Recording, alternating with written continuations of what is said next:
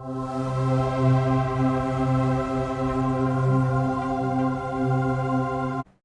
guys, welcome back to the channel. In today's video, we're going to be talking about things to do before you get ready to retire. Before we get into the video, go ahead and click the subscribe link, turn on notifications so you can stay up to date on everything that we have going on with financial planning.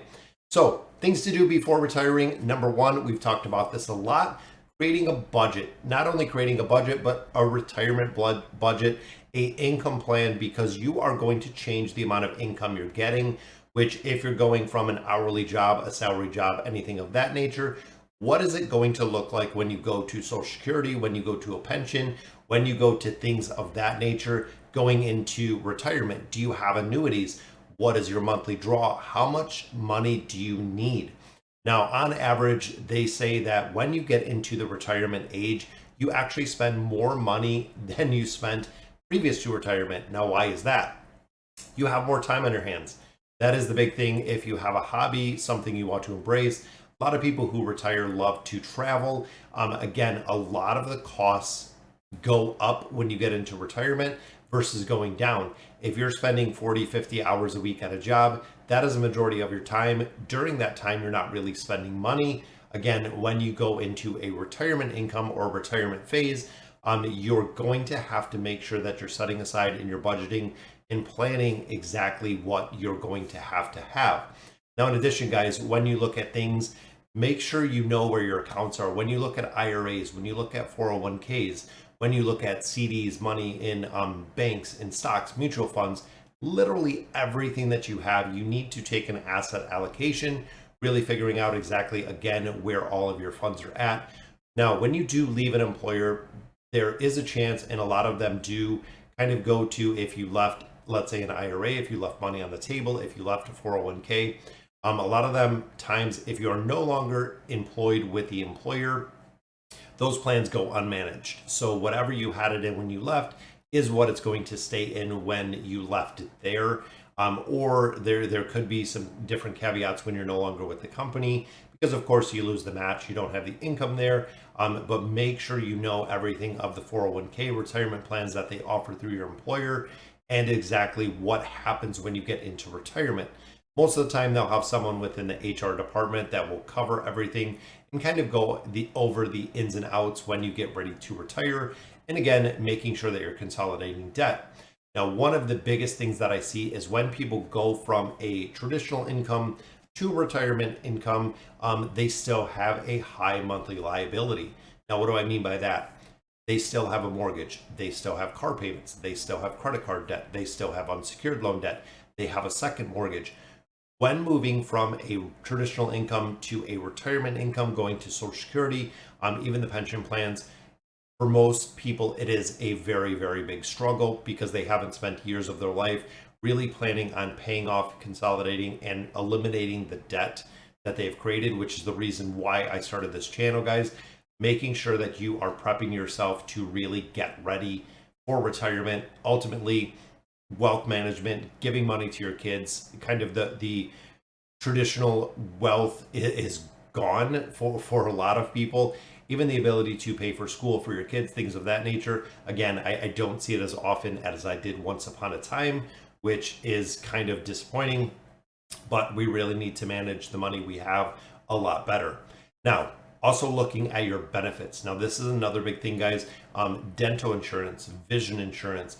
When you retire, a lot of times, if you have appointments, if you have schedules, you have to make sure that they take your new insurance without having to pay a bunch of premiums or a bunch of money. Life insurance as well. If you had life insurance through your employer, well, of course, when you retire, all of a sudden you find yourself with zero life insurance if anything should happen to you. And now, of course, the big one, guys, health insurance. Health insurance is one of the biggest things when you get ready to retire, especially if you retire early. Knowing the cost, knowing the benefit plans, going through, again, the health insurance that is provided. Now, with that, guys, there are some companies that still do offer medical insurance through the employer. There are some that do have to go out and just buy it themselves. You also do, if you have a spouse, a partner, whatever it may be, you could also have the ability to kind of go onto their plan because of it being a life-changing event, which some of them do consider it when you get ready to retire, that it is a life-changing event. They also have coverages through Cobra, health insurance plans. You can shop around for your own health insurance, similar to auto insurance, similar to life insurance, similar to rates on, mortgages. You can shop around for everything, guys. You can shop around for exactly what you need. There are a lot of health requirements, possibly, looking at the cost of everything. And again, seeing where it works into your budget is really the big thing. There's also different options if you're 65 or older with Medicare, Medicaid. There are also options if you are a veteran. Sometimes there are veterans benefits that you can qualify for as well. Again, a lot of things to consider when you're getting ready to retire. And I feel like a lot of people do not put the time and effort to do the research and know, can they retire?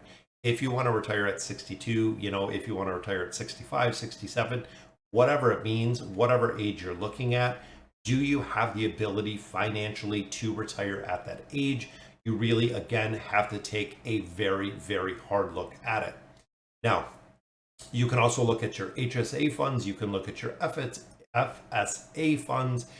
There are a lot of things that can cover health expenses when you start getting into retirement. So if through the years you've built up, let's say $10,000 or $20,000 into an HSA plan, that can carry for the first couple years of retirement with medical expenses, things of that nature. That is going to be completely tax-free, because once you get to a Medicare, you can no longer contribute to HSA accounts. So the funds you have in there are the only thing you're going to have in there. And again, using those could have tax implications depending on what you're using them for. Now, when you start getting into pensions, look at the benefits, look at the plans. You also have to decide how you're going to be paid and how much you're going to be paid. Same with annuities. Annuities, you can take a certain amount of draw. Let's say you have an annuity in there and it is going to be providing you income. So it is going to be kind of the supplemental income that you receive when you go into retirement. Super, again, important to decide with a budget exactly how much you're going to be receiving. How much do you need to live? What is the monthly liabilities? If I look at my budget and I say, okay, I need $4,000 every single month to live, to pay my needs and my wants that I have, you have to make sure, again, is that money going to last through your entire retirement time? Or are you going to run out, let's say, if you retire at 65, by 80, the funds are gone, you have nothing left but Social Security, and all of a sudden realizing you still do have a bunch of debt that you're going to have to deal with.